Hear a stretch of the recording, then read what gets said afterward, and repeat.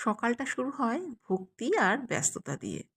এই যে প্রতিদিনের কাজগুলো আমরা করি, রান্না করা সেটা তো থাকেই।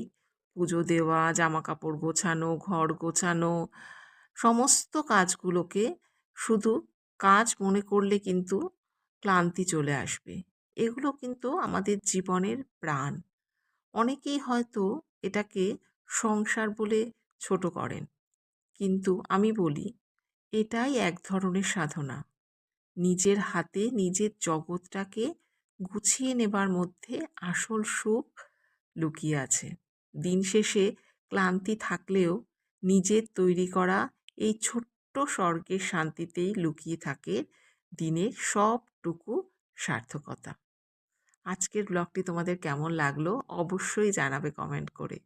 আর এইরকম ব্লগ যদি তোমরা দেখতে চাও তাহলে প্লিজ আমার পেজটাকে ফলো করে আমার পাশে থেকো। আজকের মতো টাটা।